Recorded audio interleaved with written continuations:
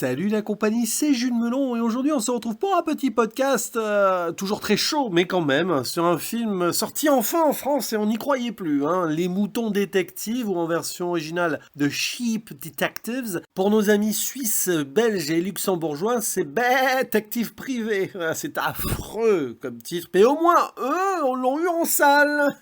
Alors, il y a visiblement qu'en France qu'on l'a pas eu au cinéma. Alors il est sorti sur Amazon Prime là il y a 2-3 jours, je sais plus. En tout cas, j'ai pu le découvrir enfin. Malheureusement, il aurait mérité quand même une sortie sur grand écran. Celui-ci, réalisé par Kyle Balda, qui vient des effets spéciaux et qui a co-réalisé des films d'animation, notamment Dominion. Tiens, n'attendez pas à ce que je vous parle de celui actuellement à l'affiche, hein, ça ne m'intéresse pas spécialement. Désolé, je changerai peut-être d'avis, mais pas là, cette semaine, mais un jour, en rattrapant tous ces films. J'avais fait d'ailleurs le premier Moi Moche et Méchant, hein, pendant le confinement. Bref, Kyle Balda, qui fait ici une œuvre coproduite par les États-Unis et le Royaume-Uni. Ça se passe plus ou moins quand même au Royaume-Uni, ou on va dire sur cette grande île de Grande-Bretagne. Et on va y suivre donc plusieurs personnages, bien sûr, mais aussi des animaux, d'où le titre. Dans le rôle principal, Hugh Jackman. Et oui, il joue le berger. Pour autant, il n'est pas trop présent dans le film, on y reviendra dès le synopsis. Vous reconnaîtrez aussi Emma Thompson, grande actrice britannique, qui apparaît dans, on va dire, la deuxième partie du film, enfin, deuxième tiers, hein. Oui, on va dire ça comme ça. Nicholas Brown, Nicholas Galitzine ou encore Molly Gordon. Hong Chau aussi est présente, voilà. Un casting plutôt cosmopolite, hein, de diverses contrées anglophones. Et au niveau des voix des moutons, alors là aussi, on a du connu. On a Bryan Cranston, Julia Louis-Dreyfus, ou Regina, oui, Julia Louis-Dreyfus est une actrice américaine. Elle a un nom francophone, mais elle est américaine. Regina Hall, Patrick Stewart, bref, j'en passe, mais c'est quand même du gros renom. En VF, je ne sais pas, parce que je l'ai vu en VO, ah tiens, il y avait Véronique Ojuro, par exemple, qui fait la voix de Marge Simpson, bon, entre autres, hein. Et donc, on va y suivre ici, dans une sorte de whodunit assez particulière, une comédie dramatique policière. J'insiste bien sur le côté émotionnel dramatique, parce qu'il y en a quand même dans le film, de l'émotion. On va y suivre donc des moutons qui appartiennent à ce berger très gentil, hein, George Hardy, joué par Hugh Jackman, qui leur lit des histoires policières. Il est aux petits soins avec eux, ceux qui ont une petite maladie là, voilà, la maladie de Orph, qui va revenir plusieurs fois dans le film. C'est presque un running gag, mais c'est pas si drôle que ça. Bref, tout va bien pour lui sur le papier. Il est un petit peu retiré dans sa prairie avec ses bêtes. Et un beau jour, on va le retrouver mort, voilà, dans le champ. Tout simplement. Oui, c'est pas un spoil, hein, c'est dans le synopsis. Et les moutons à son chevet se demandent ce qui s'est passé. Crise cardiaque ou meurtre? Alors évidemment, comme ils ont été biberonnés, c'est le cas de le dire, par ces lectures de romans policiers, la brebis principale, Lily, qui trouve toujours tout. C'est elle, la chef, on va dire, parce que elle arrive à deviner qui est le meurtrier à chaque fois qu'il y a une histoire qui est lue par le berger. Elle va tenter une enquête, bien sûr, peut-être avoir raison ou non. Et dans ce troupeau, il y en a un qui est un petit peu à part, une sorte de mouton, mais plutôt un bélier noir, nommé Sébastien, qui va et vient et qui va peut-être un moment aussi remettre en question l'idée que Lily sait tout. C'est un peu plus compliqué, beaucoup de nuances là-dessus, sur des personnages moutons bien travaillés, on doit le dire. Et évidemment, comme George est mort, il y a un héritage. L'avocate débarque, jouée par Emma Thompson, et réunit tout le monde en mode à couteau tiré, hein, parce que là, il y a une influence, bien sûr. Bon, en même temps, un couteau tiré est un whodunit inspiré par les bouquins. Donc, allez, on réunit tout le monde, et on va aussi, surtout, réunir à la lecture du testament les potentiels coupables, enfin, les suspects,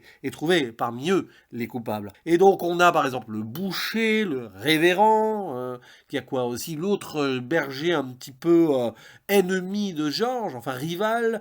Il y a le policier local, quand même, qui enquête, hein, qui est un petit peu idiot, c'est comme ça qu'il est présenté au début, hein. Mais attention, méfiez-vous des apparences, c'est un peu l'idée. Et débarque la fille, parce que oui, Georges avait une fille, et même un frère jumeau. Donc deux enfants qui sont nés quelques années auparavant, et la mère est décédée en les mettant au monde. Peut-être pour ça aussi que Georges s'est retiré tranquille avec ses moutons, avec cette grande souffrance. Elle débarque, la fille, au hasard, comme ça. Alors il y a un reporter aussi qui est sur place pour couvrir un festival ou non, bon bref. Il y a aussi la dame qui s'occupe, je sais plus trop quoi, enfin qui est jouée par Hong Chau. Bon, il y a plein de gens comme ça et potentiellement là-dedans, alors il y en a qui héritent, oui forcément.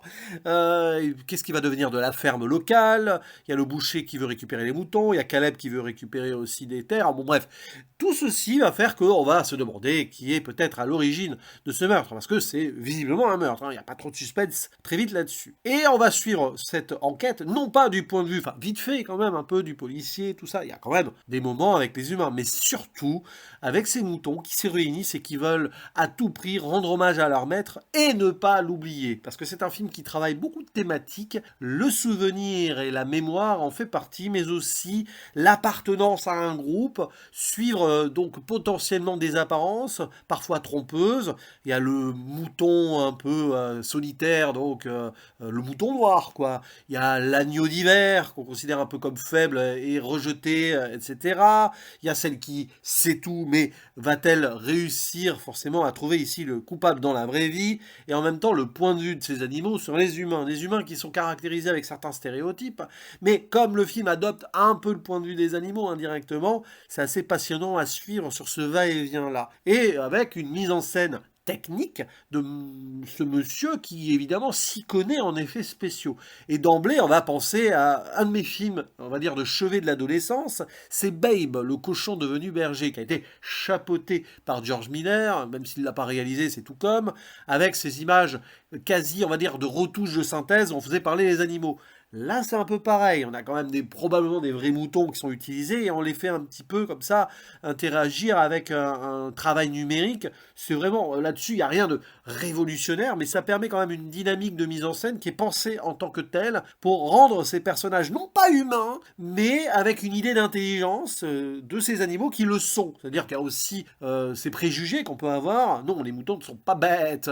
D'ailleurs, dans Babe, cochon devenu berger, les chiens pensaient que les animaux moutons étaient bêtes, mais on se rendait compte que non. Il y avait une sorte de protection. Il y a une scène dans le film, je ne vais pas détailler là précisément, mais qui rappelle Babe, avec ces chiens qui peuvent être parfois, il y a des méchants chiens, mais il y a des gentils chiens, il y a des moutons qui sont, on va dire, en émancipation, qui pensent par eux-mêmes, d'autres qui sont évidemment dans cet engrenage d'être tous ensemble comme un troupeau. Il y a beaucoup de nuances dans le film, et ça se suit de façon très plaisante. Par contre, évidemment, alors l'émotion a mis du temps à arriver, mais sur le dernier acte, il faut l'avouer, il se passe quand même pas mal de belles choses.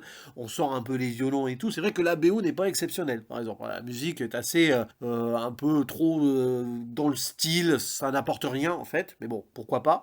Par contre, c'est super bien construit, c'est bien écrit. C'est quand même Craig Mazin qui est scénariste, qui s'est occupé par exemple des séries telles que Tchernobyl et The Last of Us. Donc il y a un discours. Tchernobyl, c'était quand même éminemment engagé politiquement comme œuvre, et on voit ici une idée de aussi faire attention au bien-être animal et voir comment les humains peuvent agir aussi sur certaines choses. C'est pas non plus hyper, on va dire, frontalement, bien grandement engagé ultimement, si vous voyez ce que je veux dire, mais ça permet de réfléchir aussi, et on joue sur les caractéristiques un peu bébêtes, notamment de ce boucher là, mais finalement on le fait avec un intérêt derrière. Et ce qui est bien aussi, c'est que le film joue ses ambiances un petit peu bucoliques, tranquilles, mais aussi nocturnes et sombres, quand on va notamment pénétrer sur les terres de l'autre berger, on se rend compte qu'il y a quelque chose qui cloche potentiellement, et c'est surtout donc sur l'interaction de ces personnages où on va tenir quelque chose. Le film réussit à bien écrire certains points, même si il y a des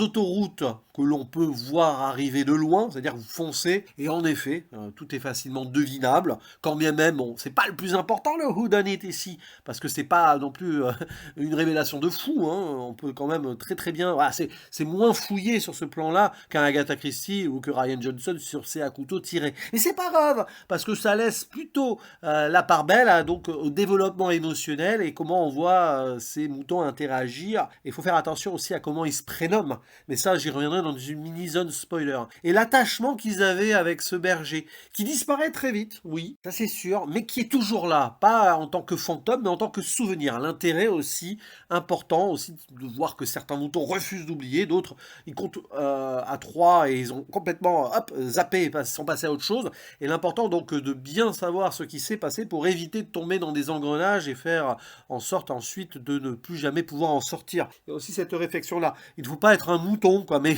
c'est une expression ici erronée, et le film nous le montre d'une certaine façon. Et donc, petite zone spoiler, bon, déjà, l'histoire que le tueur s'avère être le frère jumeau soi-disant en Afrique du Sud, mais en fait, il n'y est pas, il est là, grimé, teint en blond, c'est le reporter, c'est le demi-frère, oh, tout le truc de délire là.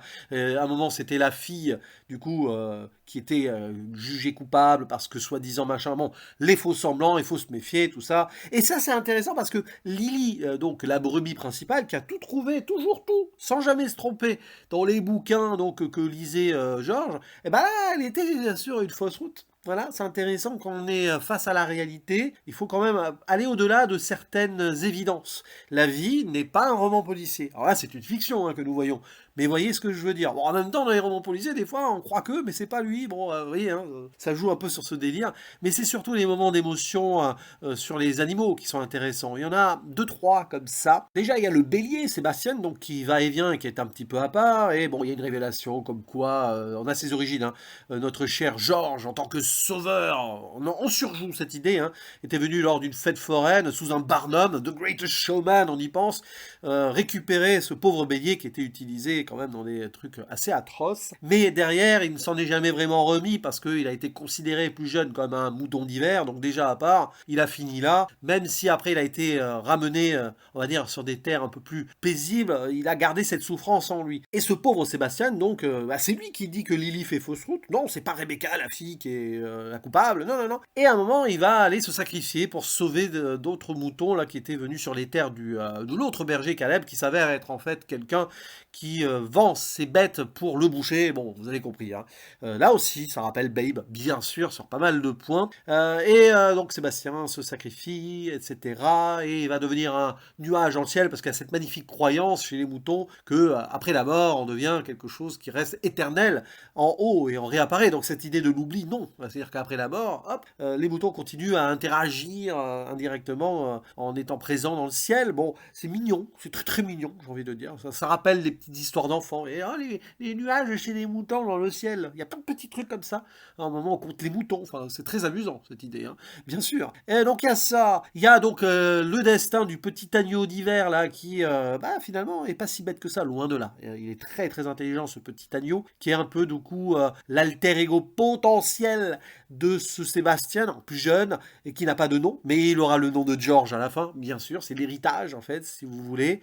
Ne pas oublier que même les petites bêtes les plus peut-être fragiles ou insignifiantes sur le papier ne le sont pas, tout le monde est d'égale importance et peut faire la différence.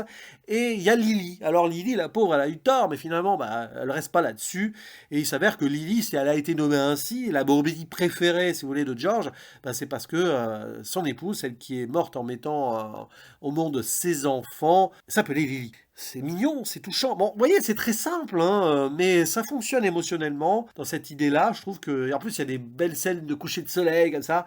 Ouais, c'est un peu pompeux, C'est pour ça que je ne vais pas faire des éloges ultimes du film non plus, mais ça marque, ça touche quand même. Je sais que pas mal de personnes dans mon entourage ont beaucoup plus aimé que moi. Je deviens un peu plus aigri avec l'âge, peut-être. Non, j'en ai vu des choses, des vertes et des épamures.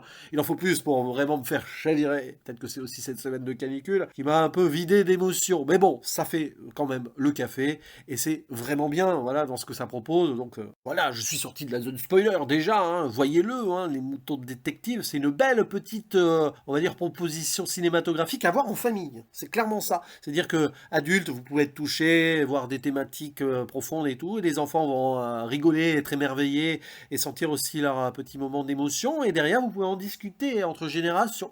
Ça fait vraiment ça. Et dans l'idée, si vous ne connaissez pas, ou les plus jeunes qui m'écoutent là, voyez Babe, le cochon devenu berger, pas George Miller, mais presque, et le 2 aussi. Ce sont des vraies fables intéressantes qui discutent aussi sur la relation humaine-animale et comment les animaux, derrière, nous apportent beaucoup. Voilà, d'une certaine façon ou d'une autre, à travers des fictions-là, il y a un rapport à la réalité qui est très intéressant.